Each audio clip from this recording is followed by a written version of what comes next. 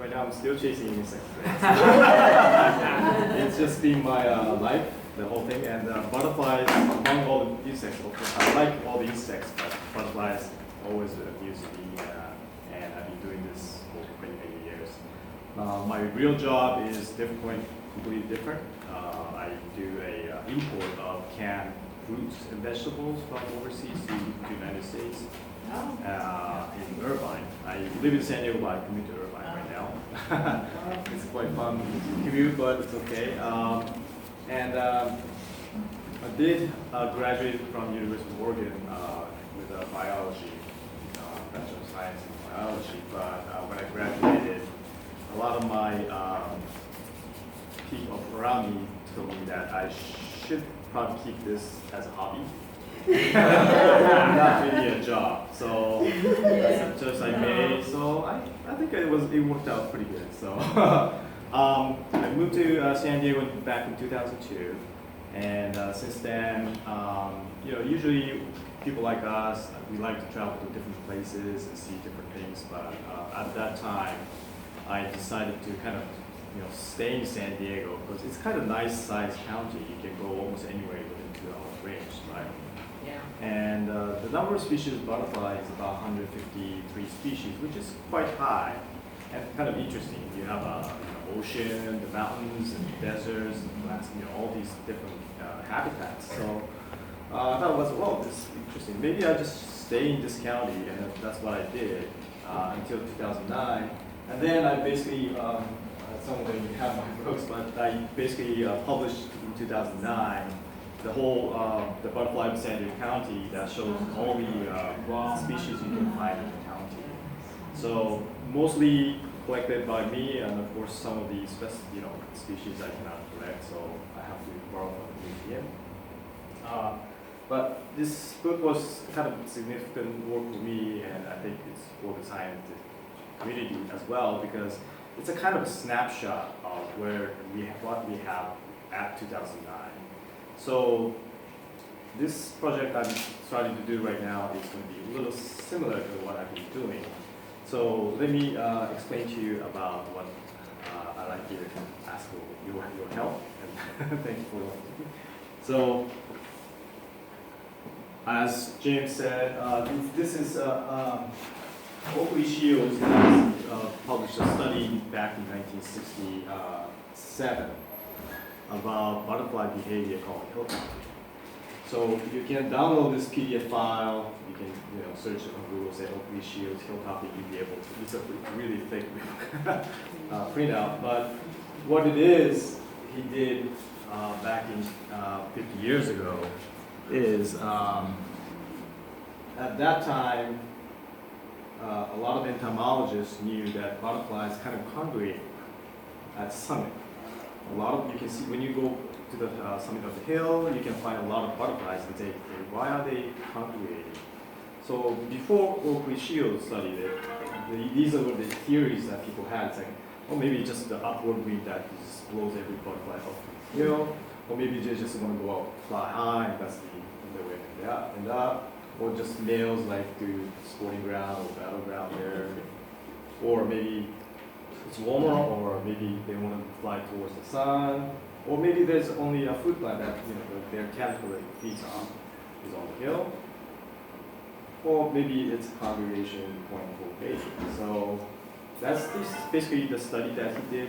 He tried to find out why butterflies congregate on the summit.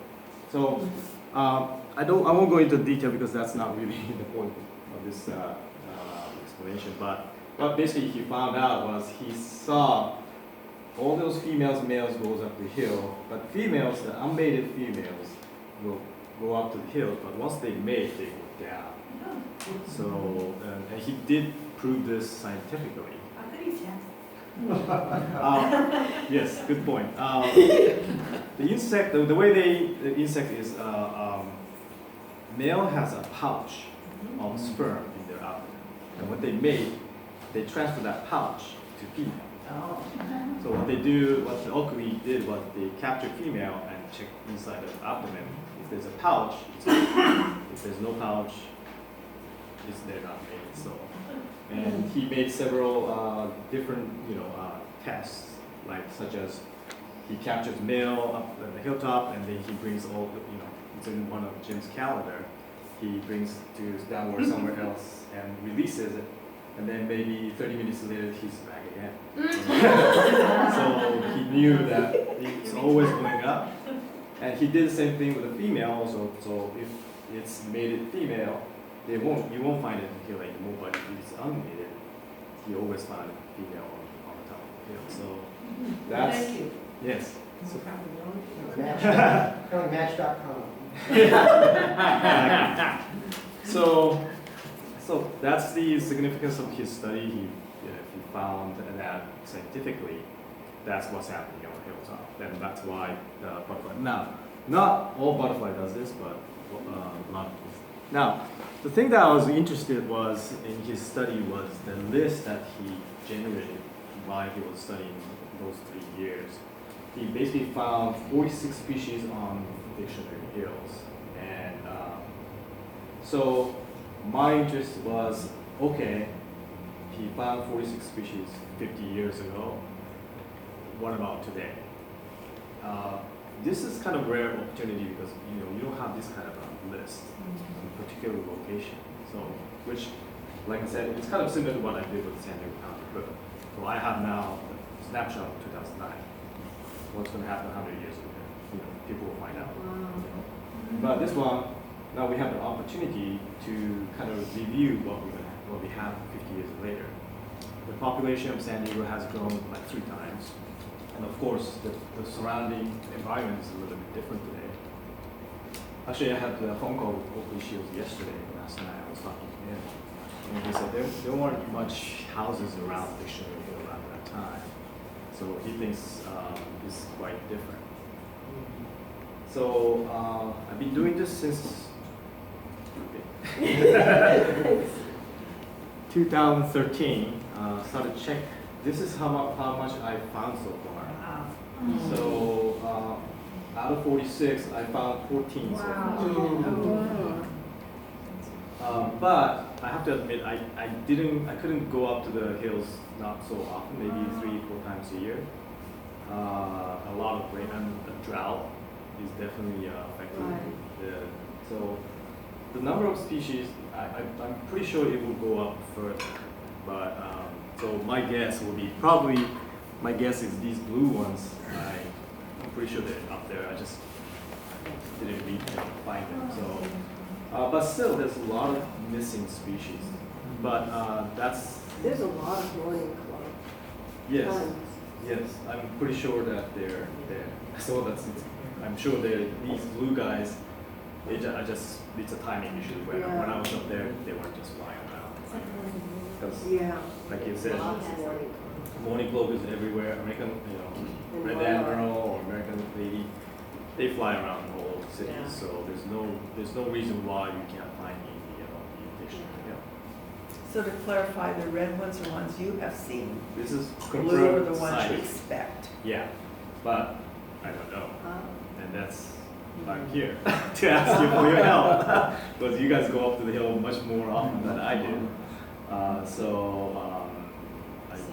Yes, and Jim, I can send this copy to you. Oh, that'd be great. Yes. And I think some of the people have seen some of the frillaries. Yeah, I think your calendar has the concept Twitter. Yeah, which is and then empty. Still looking for some of the checker spots up here. Oh, Because they're gosh. very nearby. Hopeful. I see them all the time by Sweetwater River. Really? Oh, you do see them by Sweetwater River. Not the Keno, not the Keno. Oh, not I've only the seen Keno. that one time, and I have a photo of that that's in the calendar from 2010. Okay. It's from Sweetwater, just to clear that up Sweetwater, right yeah. now. Yeah. Yeah, they're so close. Now, Keno check spot is the federal endangered species, so that's Yeah. protected by the government. So, if you find them, I will let the Fish and Wildlife right away. That's really They'll basically hold the land until they research and make sure that it's there or not. Couldn't you just bind some and kind Yeah, How big is actually, among all these 46 species, what I'm interested the most is this bottom one, the Chalcedon checker spot. It's a small black and green, butterfly. On Oakley Shields report, it was the most abundantly found butterfly on the hill. Oh my gosh. And today it is none. And I've been looking for this butterfly since 2002 in San Diego County, Wow. and so far I found only one. Wow. So, but it's common elsewhere outside San Diego County. That's why not many people are paying attention, because they think, oh, it's common butterfly, you can find it anywhere. But if you look at just San Diego County, these guys are almost, extinct, basically. So, but at the same time, there's a little trick to these butterflies, because some butterflies can become dormant during drought years. So we know we have a record of this desert orange jay. If there's not enough rain, they won't hatch from the pupa. If they stay in pupa, the record is 11 years. They will stay 11 years. Oh, wow. So imagine that you're in a pupa, you're not eating, you're not drinking, you're not going to the toilets for 11 years. Wow. It's an amazing capability that they have. So definitely, I mean, not all butterflies does that, but definitely some of these, maybe they just sleep in somewhere until they get enough rain, which seems like we get a good amount of rain so far this month. Yeah. Just not to be obsessed with, because I think it's, the kino is an outlier, and it's always a possibility, but it's nice to hear they have a certain period of dormancy too, right? Yes, they can. Now these guys go dormant on the caterpillar stage. So I know they can do 4 or 5 years at least in the lab. Yes, that's another amazing thing. Now, I think you may have a good chance of finding them on the hill, because I know the mountains south of here do have kino checker spot, and it's quite common in Mexico. And it is not so endangered towards central, northern California. So it's just San Diego County. So yeah. But as long as, because the Diction Hills now kind of became a little separated, but I think there's a corridor that leads to southern mountains. Definitely, yeah. Sweetwater. Close to Sweetwater Springs Road, Yeah. across Helmishaw, those are the areas Yeah. that even the county refers to as a corridor in just sort of says that they're protecting that corridor, but sometimes they don't do such a good job, because we've seen it during some of their meetings. These guys, kinos, it all depends on the rain. So sometimes the earliest record we found the adult flying is December 22nd. The latest probably like March.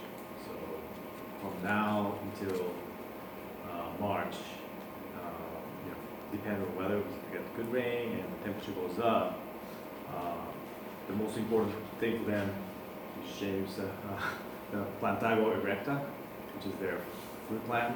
If they grow in good condition, they'll I don't know why, how, but they'll find out, they'll come out. It is literally all over this hill, and that's probably why the previous history of having it up here so much. These, I have 16 GPS locations for it, but all you have to do is walk around and you'll see huge patches. Oh, good. Okay. So again, plan for 2017. I'm thinking about just starting basically 2017. Most likely you won't see much activity until late February. That's where a lot of butterflies will start flying. You will find some occasional overwintered adults flying even today if it warms up. And probably around December, probably around October, everything should kind of start to die down. I'm thinking about reporting methods of, send an email, or maybe I can create a simple paper form, so you can just check it, maybe from the list. I may create a website and you can just go through it, just quickly click a report. I can do that too. So it might take a little time, but I can do that. The records needs to be some of them needs to be verified by Product B because some species are a little difficult to distinguish. So photograph will be nice. Even if you have a blur photo out of focus, I often can figure it out from there. So I can even identify butterfly, just drive the highway and fly by. I can find it what it is. And you can use the digital camera, compact digital. This is iPhone.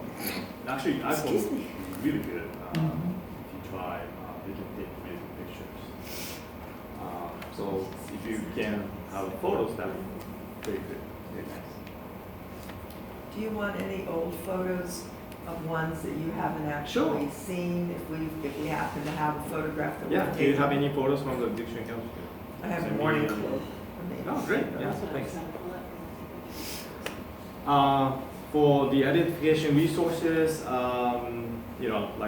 like this, I can do some presentation to teach you guys how to identify butterflies. I do have a book. It's available online. I'm trying to create a small booklet for you guys. Only for Thank you. Cool. So for We're honored. 46 species.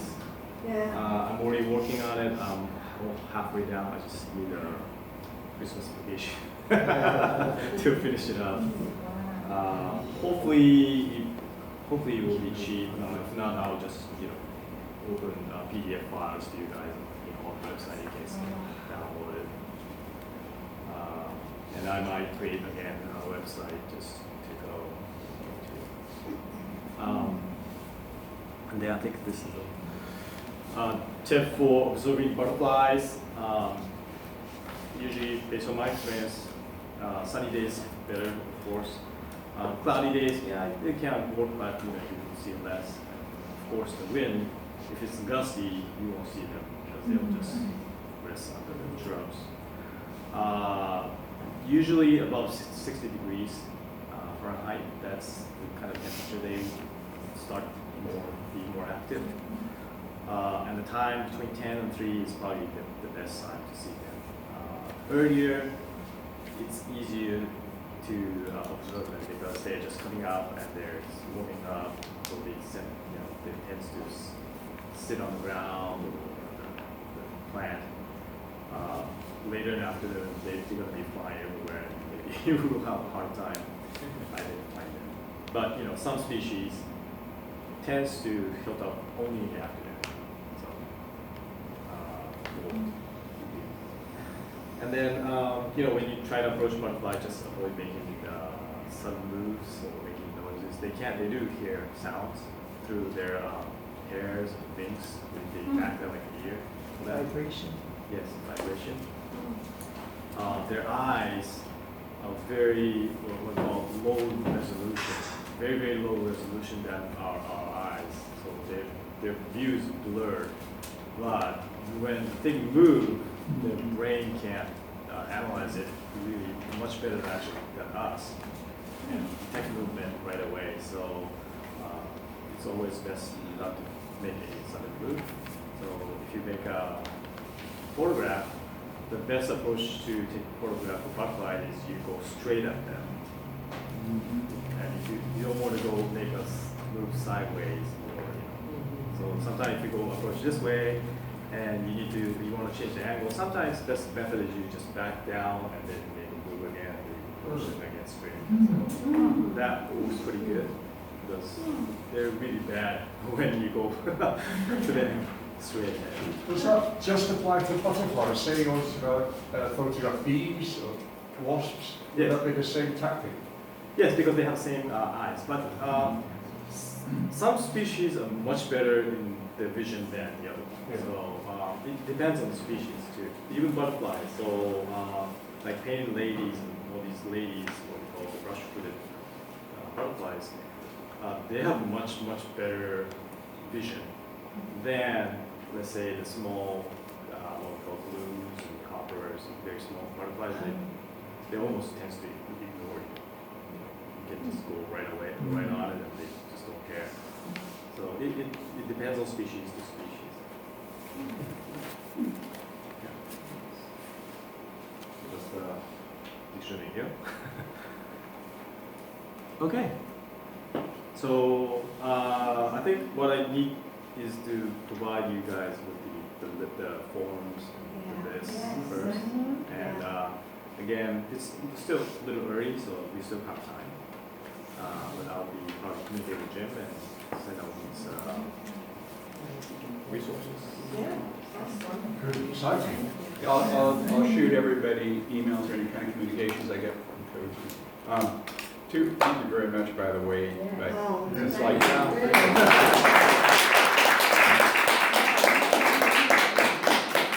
can I just add something as being a total hack at this myself, but I love to take photographs. It's become really passionate for me in the last couple of years, especially since I got to shoot the Kino in 2010.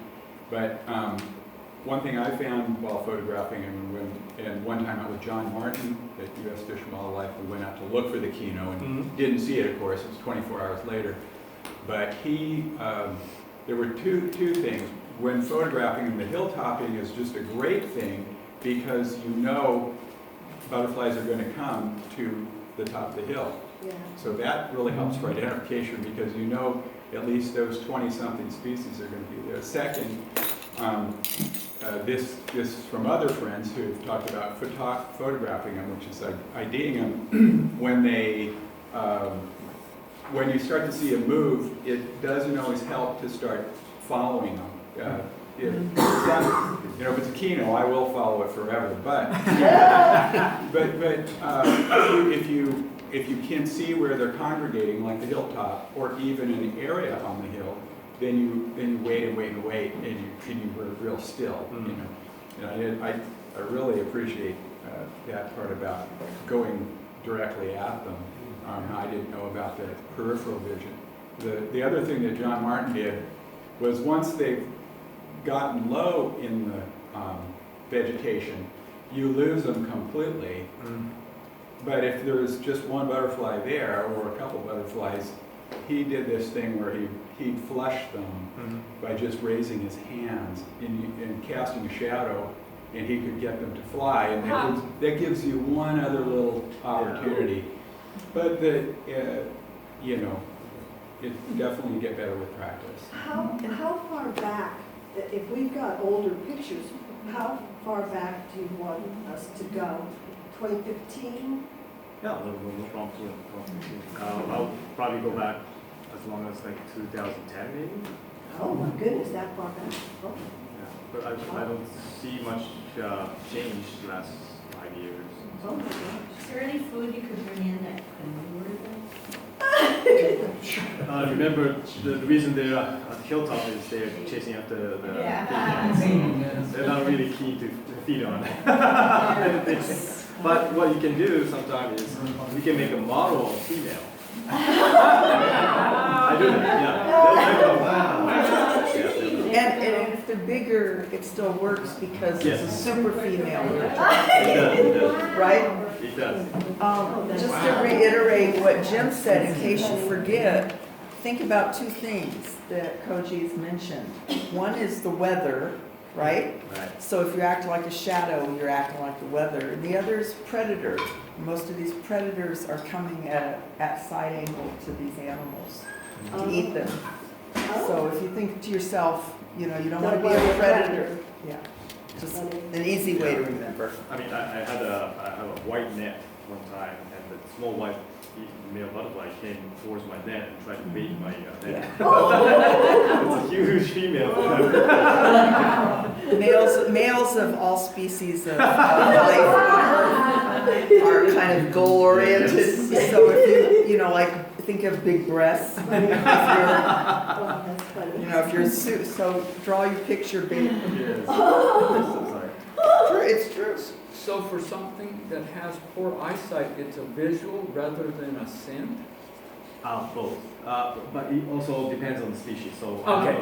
another study that I'm doing the dusky wings, which is black, we call dusky wings, which I will have the resource for you later, is basically scent, pheromone kind of Yes. thing, versus these, like the swallowtails, most likely vision. Yeah. Koji, would you agree that, your pheromones in your moths Mm-hmm. is the most important thing? Yeah. Because they're night flyers. Okay. Where during the day in the sunny, these butterflies, and they apparently have ultraviolet. You can't do that in your drawings very well. But they have ultraviolet markings okay. too on their wings that attract them, so it's more visual. Yes. Am I right? Yes. So what are your boundaries? Do you want it to only report I think I would butterflies that we say see on top of the hill? Or if we live at the anything- base of the hill and we see them in our yard, are you interested in those? Or? I would say probably all areas of anything on From the base Dictionary of the Hill. hill on up? Yes, and maybe you might want to I'll make a report and check marks whether it was on top or elsewhere. That would be good. Yeah, you'll see a little bit of this in the calendar, which is, there's some inaccuracies, but it also gives some of the highlights of the 1967 study. So when he released his hill swallowtails and they returned to the top of the hill, some of them returned to what he called Hill 842, which is the one that got burned. So, when he was walking around, he wasn't looking to say, well, where's the water tank, where's the houses? He just looked at the whole area as being Dictionary Hill. And Dictionary Hill, he called Dictionary Hill, and he called the one with the water tank over here on the other side, Bancroft, called that 842. And some of the males returned to that hill.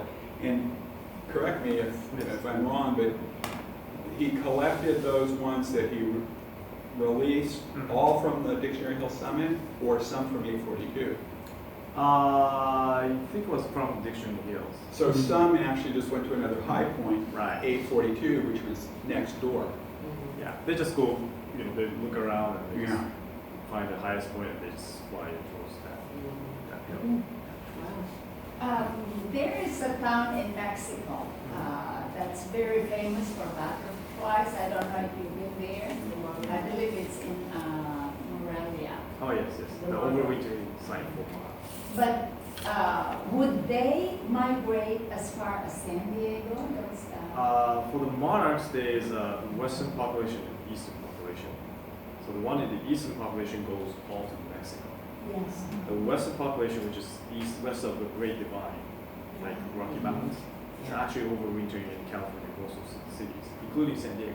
So today, if you go to USC, UCSD, and you go to eucalyptus tree, it's really small, so it's really hard to find. You will find overwintering moth, but not like the Mexico where you have millions and billions of butterflies. Here in California, it's only like sometimes 1, sometimes 10, but you will find some. I lived in Santa Monica, Wisconsin one time, and on the coast, in the coastal canyons, you could get hundreds. Yes. They'd be in the western flyway, so, that's this western population. And you see some branches that look like your initial time Morelia populations. Yes. We even get a few of them overwintering in the Laugh House down in Balboa Park. Yes, Balboa Park is one of the places. Yeah, there's several locations where you can find roost. So maybe for Jim, when you say hilltopping, does that have to be the very top of the hill, or could it be Claudia's house?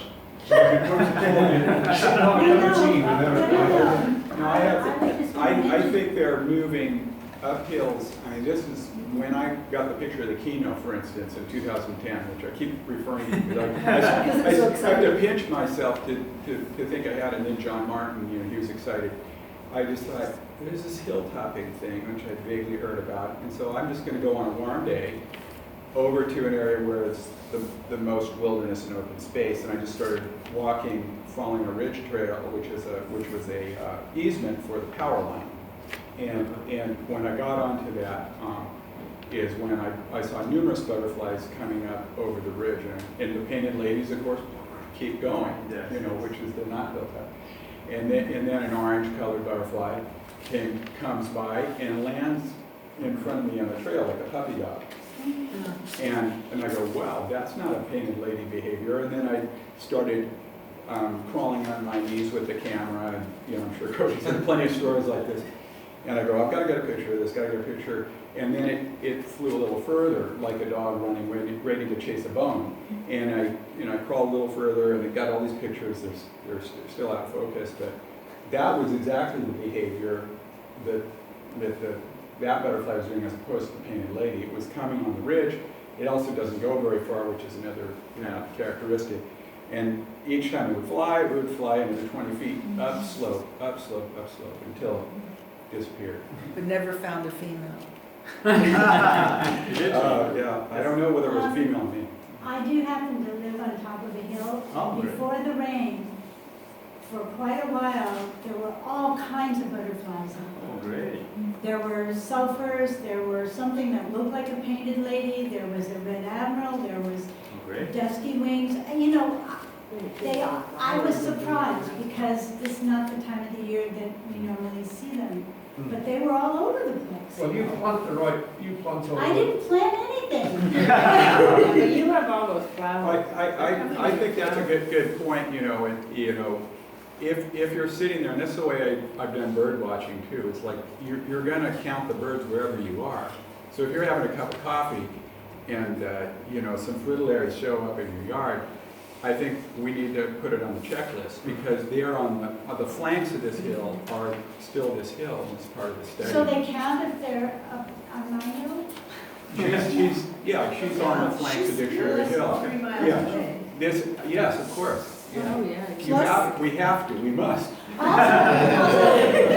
There's the other thing is, these butterflies move so much faster than monarchs. Monarchs are easy, they float, Right. they're very slow. These are like all over the place. How the hell do you? Yeah. Take pictures fast. Take pictures and then identify them afterwards. Digital pictures are great. Okay. But Claudia, also the way your house is situated and the architecture there causes, I think, the updraft.